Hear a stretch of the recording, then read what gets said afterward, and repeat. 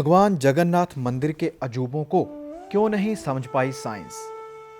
भगवान विष्णु के 8वें अवतार श्री कृष्ण जी से जुड़ी है मंदिर की पहचान। हिंदू संस्कृति में चारों धाम, हिमालय में बद्रीनाथ, गुजरात में द्वारिका, दक्षिण में रामेश्वरम, पुरी में जगन्नाथपुरी की यात्रा करते ही इंसान अपने जीवन को धन्य कर लेता है। आज हम चारों धामों में से एक धाम भगवान जगन्नाथ मंदिर से जुड़े अजूबों की बात कर रहे हैं। ये सब अजूबे आज भी साइंस की समझ से परे हैं। उड़ीसा के समुद्री तट पुरी स्थित भगवान जगन्नाथ मंदिर में श्री कृष्ण अपने बड़े भाई बलभद्र व बहन सुभद्रा के साथ विराजमान हैं। इस मंदिर से जुड़े अजूबे सभी को करते हैं हतप्रभ। मंदिर का ध्वज हवा के विपरीत फहराता है। भगवान श्री जगन्नाथ मंदिर के मुख्य गुंबद पर स्थापित लाल ध्वज हमेशा हवा की विपरीत दिशा में ही फहराता है, जो आश्चर्यजनक सत्य है। प्रतिदिन शाम को मंदिर के ऊपर लगे इस ध्वज को मंदिर मुलाजिम द्वारा उल्टा चढ़ाकर बदलने की परंपरा है। इस ध्वज पर भगवान शिव का चंद्र निर्मित है। मंदिर के गुंबद की छाया नहीं बनती। मंदिर की भव्यता का इस बात से ही अनुमान लगाया जा सकता है कि यह मंदिर 4 लाख वर्ग फुट क्षेत्र में फैला है। मंदिर की ऊंचाई लगभग 214 फीट है। मंदिर के इस विशाल गुंबद को पास खड़े होकर देखना असंभव है। गुंबद की छाया दिन के समय अदृश्य रहती है। अष्टधातु का है अनूठा सुदर्शन चक्र। मंदिर के शीर्ष पर स्थापित भगवान श्री कृष्ण जी के सुदर्शन चक्र को किसी भी एंगल से देखें तो वह आपको सदैव सामने ही लगा दिखाई देगा। इस सुदर्शन चक्र को नील चक्र भी कहते हैं। यह अष्टधातु से बनाया गया है। जमीन से समुद्र की तरफ हवा का प्रवाह। इस मंदिर की खास बात यह भी है कि इस मंदिर में हवा जमीन से समुद्र की ओर जाती है, जबकि समुद्री तटों पर हवा का प्रवाह समुद्र से जमीन की तरफ होता है। मंदिर के गुंबद के ऊपर नहीं उड़ते पक्षी। आज तक किसी ने भी मंदिर के गुंबद के ऊपर से और आसपास से किसी पक्षी को उड़ता हुआ नहीं देखा। इतना ही नहीं, मंदिर के ऊपर से विमान भी नहीं उड़ाया जाता। आमतौर पर ऊंची इमारतों व उनके गुंबदों पर अक्सर पक्षियों का वास रहता है। रसोई घर में सबसे ऊपर रखे बर्तन में भोजन सबसे पहले पकता है। मंदिर के रसोई घर को विश्व का सबसे बड़ा रसोई घर माना गया है। भगवान के प्रसाद को लाखों भक्त एक साथ ग्रहण करते हैं। मंदिर में प्रसाद को भोजन कहा जाता है। यहाँ पर 500 रसोइये 300 सहयोगियों के साथ भोजन तैयार करते हैं। मंदिर में बने भोजन की मात्रा कभी भी व्यर्थ नहीं गई। मंदिर में आज भी भोजन को लकड़ी जलाकर ही बनाने की परंपरा है। मंदिर की रसोई में भोजन पकाने के लिए 7 बर्तन एक दूसरे के ऊपर रखे जाते हैं। इस प्रक्रिया में सबसे ऊपर रखे बर्तन में भोजन सबसे पहले पकता है। द्वार खुले रहने के बावजूद मंदिर है साउंड प्रूफ। मंदिर के द्वार खुले रहने के बावजूद मंदिर साउंड प्रूफ है। मंदिर के सिंह द्वार में पहला कदम प्रवेश करने पर सागर की कोई भी ध्वनि सुनाई नहीं देती। मंदिर के बाहर निकलते ही ध्वनि सुनाई देती है।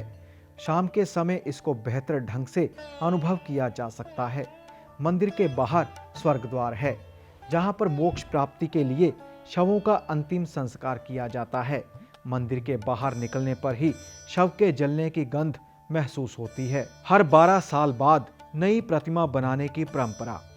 जगन्नाथ मंदिर में भगवान श्री कृष्ण के अलावा बड़े भाई बलभद्र, बलराम और बहन सुभद्रा विराजमान हैं। यह सभी मूर्तियां लकड़ी की बनी हुई हैं। हर 12 साल के बाद लकड़ी की नई मूर्तियां बनाने की परंपरा है। इन मूर्तियों का आकार और रूप प्राण प्रतिष्ठित मूर्तियों समान ही होता है। इन मूर्तियों की पूजा नहीं होती, केवल इन्हें भक्तों के दर्शनों के लिए रखा जाता है। हर साल आयोजित होती है गए विश्व की सबसे बड़ी रथ यात्रा। हर साल भगवान जगन्नाथ रथ पर सवार होकर अपनी मौसी रानी गुंडीचा के घर जाते हैं। यह रथ यात्रा 5 किलोमीटर में फैले पुरुषोत्तम क्षेत्र में आयोजित की जाती है।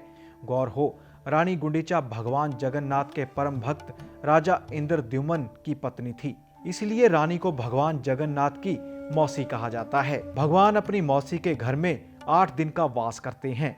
यहाँ पर भगवान जगन्नाथ के रथ को नंदी घोष कहते हैं। देवी सुभद्रा के रथ को दर्प दलन कहते हैं, जबकि भाई बलभद्र के रथ को तल ध्वज कहते हैं। रथ के आगे पुरी के गजपति महाराज सोने की झाड़ू बुहारते हैं, जिसे शहरा पैरनन कहा जाता है। अनूठी जानकारियां। महाराजा रणजीत सिंह ने भगवान जगन्नाथ जी के मंदिर में भारी मात्रा में स्वर्ण दान किया था, जो अमृतसर स्थित श्री हरिमंदिर साहब को दान किए गए स्वर्ण से कहीं अधिक बताया जाता है। अज्ञातवास के दौरान 5 पांडव भगवान जगन्नाथ जी के दर्शन करने आए थे। ईसा मसीह के कश्मीर दौरे के बाद बेथलेहम जाते समय उन्होंने भगवान जगन्नाथ के दर्शन किए थे। मंदिर का इतिहास। मान्यता के अनुसार भगवान श्री जगन्नाथ के मंदिर में सर्वप्रथम सबर आदिवासी विश्ववसु ने नील माधव के रूप में पूजा की थी। मौजूदा समय में भी मंदिर में कई सेवक ऐसे हैं जिन्हें दैतापति के नाम से पहचाना जाता है। इस मंदिर को राजा इंद्रद्युम्न की ओर से बनाने की बात भी कही जाती है। एक रात राजा को भगवान विष्णु ने स्वप्न में आकर नीलांचल पर्वत की एक गुफा में अपनी मूर्ति होने की बात कही, जिसे नील माधव कहते हैं, और साथ ही इस मूर्ति को मंदिर में स्थापित करने के लिए भी कहा। राजा ने मूर्ति को ढूंढने के आदेश दिए।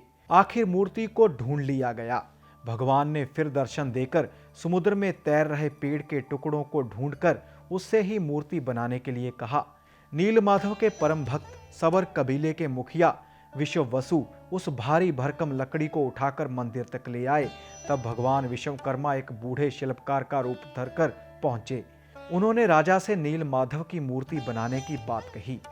साथ ही शर्त रखी कि वह 21 दिन में मूर्ति बना देंगे, लेकिन कोई भी उन्हें मूर्ति बनाते नहीं देखेगा। शर्त को स्वीकार कर मूर्ति निर्माण का काम शुरू हो गया। मंदिर में मूर्ति बनाने की आवाजें आती सुनाई देती। एक दिन राजा की पत्नी वहां गई। उसने दरवाजे पर कान लगाए तो उन्हें कुछ भी सुनाई नहीं दिया। राजा को इसकी सूचना दी गई। राजा ने भी मूर्तिकार की शर्त को नजरअंदाज कर दरवाजा खोलने के लिए कहा। कमरा खोलने पर बूढ़ा आदमी गायब था। वहां पर 3 अधूरी प्रतिमाएं पड़ी थी। भगवान नील माधव और उनके भाई के छोटे छोटे हाथ बने थे, लेकिन उनकी टांगे नहीं, जबकि सुभद्रा के हाथ पांव बनाए ही नहीं गए थे। राजा ने इसे प्रभु की इच्छा स्वीकारते हुए इन अधूरी मूर्तियों की मंदिर में प्राण प्रतिष्ठा कर दी। तब से आज तक यह मूर्तियां इसी तरह मंदिर में विराजमान हैं। मौजूदा समय में जो मंदिर है वह 7वीं सदी में निर्मित किया गया माना जाता है। इस मंदिर के आसपास 30 छोटे बड़े मंदिर विद्यमान हैं। Bureau report, channel D5 Hindi. हर दिन नए और बेहतरीन वीडियोस देखने के लिए D5 चैनल को जरूर सब्सक्राइब करें और इसी तरह के बेहतरीन आर्टिकल्स पढ़ने के लिए नीचे दिए गए लिंक को जरूर क्लिक करें।